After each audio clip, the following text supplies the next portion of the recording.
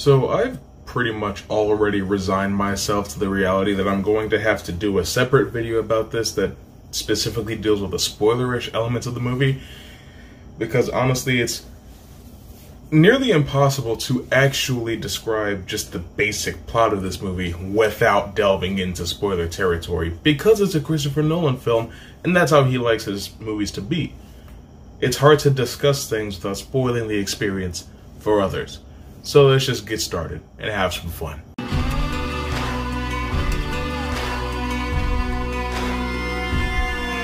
Tenet. So Tenet is Christopher Nolan's first, spy thriller, really. And when you get down to it, that's what this movie is. It is a spy thriller with other elements that kind of make it more Christopher Nolan-y. I know the trailers are like timey-wimey stuff, and there's all these set pieces about time moving backwards and all that stuff, but in reality, the film is a spy film with elements of timey-wimey stuff thrown in. Kind of like how The Prestige is a battle of wits type movie with other things thrown in, you know what I mean? Well, I guess you could consider Inception to be a spy movie, but not on the same level as this. This is legitimate, Jack Ryan type stuff, and it's actually really cool. The basic story is that the protagonist, which is literally his name as far as the credits are concerned, played by John David Washington, I think that's his name, and Neil, played by Robert Pattinson, have to work together to stop the bad guy, played by Kenneth Branagh, from doing a really bad thing, involving time moving backwards. How best to describe the time moving backwards stuff without spoiling anything?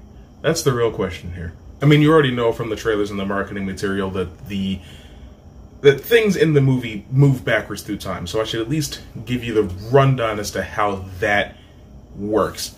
Essentially, in the future, the minds at large have developed a way to reverse the temporal polarity or the entropy of an object or a person, and thereby have it, in its own perspective, moving forward through time. However, through our frame of reference, it's moving backwards through time.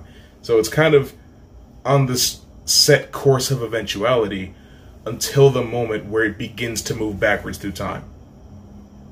I hope that makes sense, because that's really the most I can get into it without, legitimately not trying to spoil how the biggest thing in the movie actually works. Now, as far as what I liked about the movie, most of it. This is actually one of the first times I've watched a Christopher Nolan film and felt like it didn't reek of ego, because this is going to sound like an unpopular opinion, I'm already well aware, but I think that fans, critics, and Christopher Nolan himself all think he's a little bit smarter than he is. He's like Ryan Johnson in that way. I'll be watching one of his movies, and it comes across as needlessly confusing. The Prestige, Inception, Interstellar, on first go-around, it is very difficult to latch on to what's going on. But then when you watch it a second time, it pretty much all clicks immediately, which is something that I didn't experience this time. I will watch the movie again to understand some of the things that I did miss, but I pretty much got it. It clicked about halfway through the movie, which I appreciate.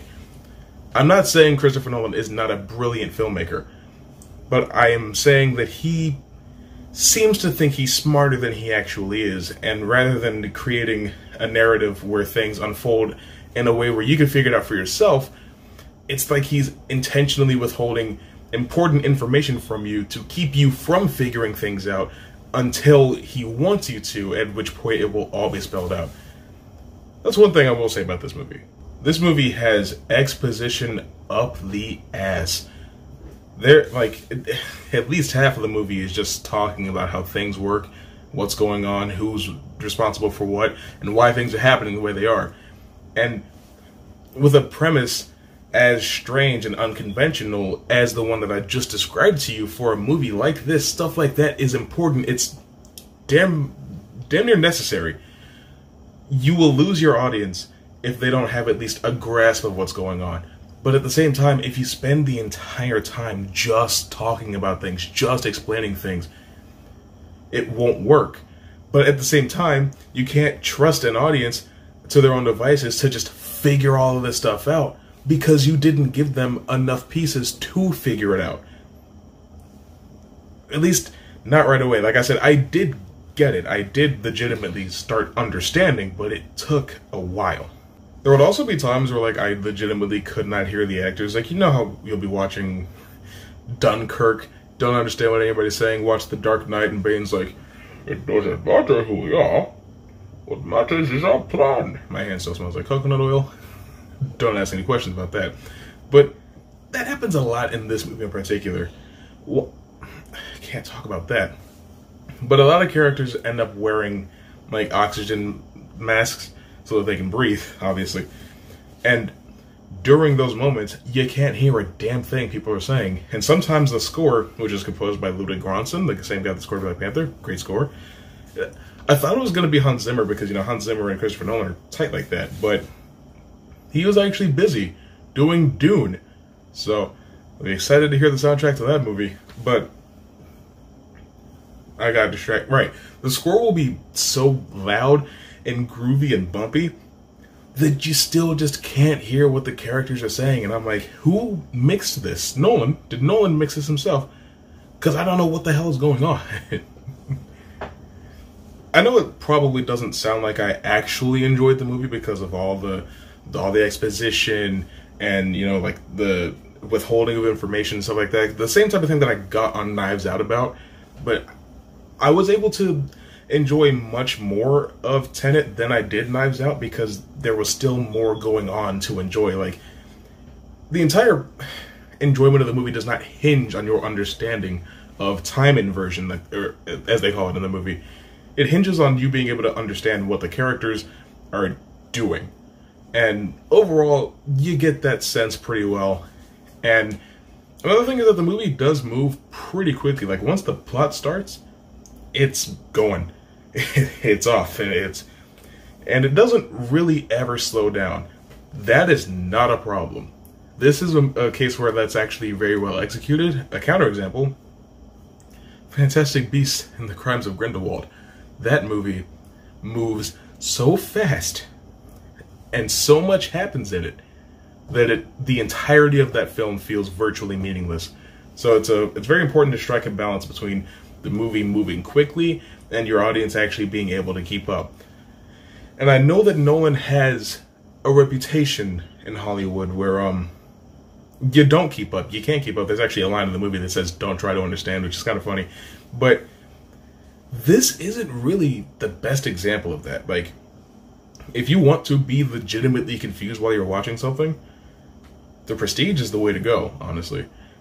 And I don't put them on the same level as far as, like, quality overall as a film goes, but movies that are trying to be intentionally misleading for a while and, you know, shy with information up to a certain point, as far as that goes, they're both executed on just about the same level. And that's actually really high praise from someone whose favorite movie from 2006 was The Prestige. There's also some really good choreography, considering that a major thing in the movie is things moving backwards through time.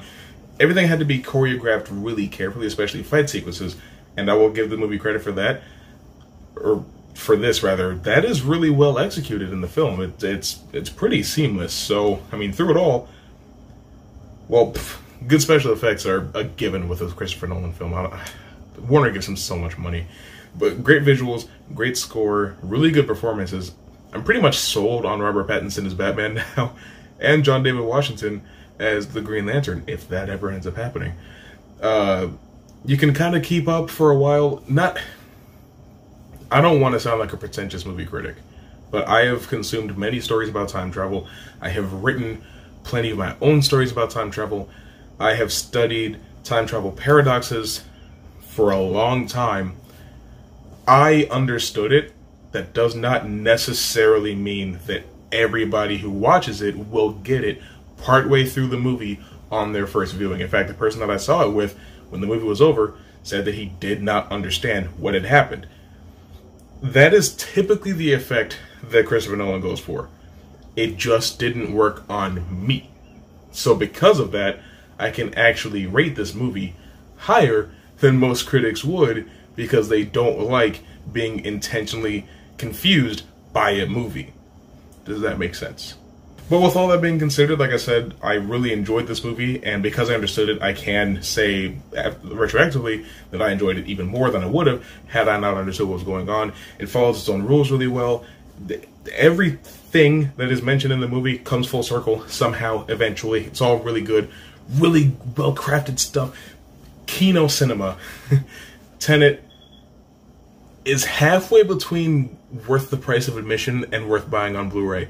I know that sounds strange, but I don't think that it's a movie that I would watch enough times to justify buying on Blu-ray, but it is a movie that I will watch maybe 1 or 2 more times down the road. Hell, I might watch it again in 7 years. I really don't know. It's hard to call with this one in particular, okay? Sandy said there wasn't an Erickson or we need a position to give our fleet of our movie. That's in the level. Help. Even excited. Her speak to the fabric, making this vision of her last send the level. He the heroes passenger from the mass name out we mass, their old version mass, they're made for no world. He's no we famous tell with it, and he's the behavior up. He make it as later. Get your metal, so I can name listed up and get the you and he's not here.